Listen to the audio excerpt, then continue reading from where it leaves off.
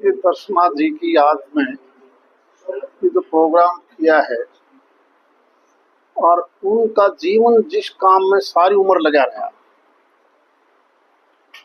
और उसी का रिजल्ट है कि वो चाहती थी कि ऐसी बीमारियों का इलाज या दूसरी बीमारियों का इलाज बीमारी आने से पहले ही अगर हमें पता चल जाए तो देश और दुनिया की बहुत सी बीमारियों की वजह से जो आकस्मिक डेथ होती है उनको रोका जा सकता है। तो मैं परिवार को, भाई अजय जी को, सारे बनारसी दास जी गुप्ता जी के परिवार को बहुत बधाई देता हूँ कि जिस प्रकार की सोच दर्शना जी की थी उसी आधार पर इन्होंने आज ये वेलनेस सेंटर बना के उसका उद्घाटन किया है। क्योंकि देश और दुनिया में बीमारियां बहुत हो, कोई परिवार नहीं बचा जहां बीमारी ना आती हो, और आज इस चीज की आवश्यकता भी ज्यादा थी। सड़कों का नींव पत्थर रखा है।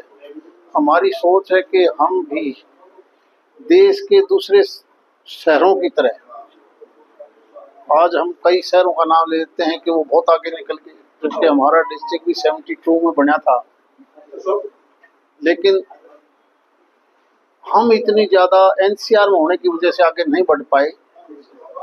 चाहे वो शहर का विकास हो, गांव का विकास हो, टोटल क्षेत्र का विकास हो, उसके लिए सड़क हो, कनेक्टिविटी के नाम पर रेल की हो, सड़क की हो, हवाई यात्रा की हो, पानी के लिए बिजली, पानी, हेल्थ, एजुकेशन, हम तेजी से आगे कैसे बढ़ सकते हैं, उसी के लिए आज उन चीजों का हमने नींव पत्थर रखा है। क्योंकि अब आने वाले समय में मात्र 2-2.5 महीने के बाद जिसने दिनोद जाना है, दिनोद गेट से हमारा आरोग्य भी तैयार हो जाएगा और ये सड़क भी जुलाई 31 तक तैयार हो जाएगी। अब सीधे 10 मिनट में दिनोद पहुंच सकते हैं। वो आगे का रास्ता फिर हमारा पवाना है। सारा का सारा काम स्टेट या नेशनल हाईवे की बजाय रेलवे को दे दिया, और रेलवे ही सारा काम, चाहे वो पाइपलाइन थी, सीवरेज का था, बिजली का था, वो एक सिंगल विंडो के तहत एक ही कॉन्ट्रैक्टर काम कर रहा है। मुझे उम्मीद है कि बहुत जल्दी हो जाएगा। बात करें शहर की, तो बिजली और पानी की काफी समस्या है, पानी को लेकर बार-बार जाम लग रही है।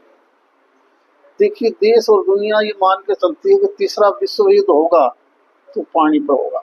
अब आपके माध्यम से मैं एक चीज की प्रार्थना भी करना चाहता हूँ, इस पानी की बूंद बूंद को हम बचाएंगे।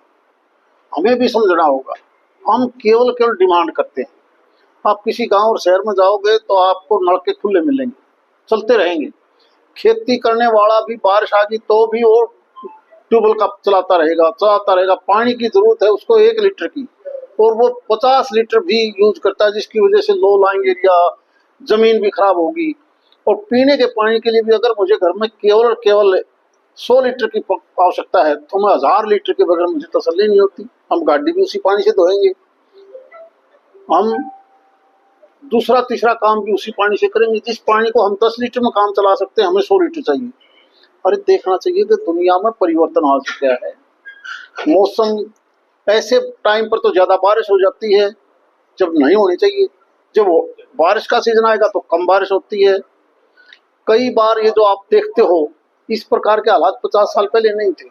अचानक मई के महीने में इतनी बारिश आ जाना, सारे प्रदेश का अलग अलग देखोगे तो, और इस प्रकार से आंधी और तूफान बनता है जो पहले किसी ने देखा नहीं था।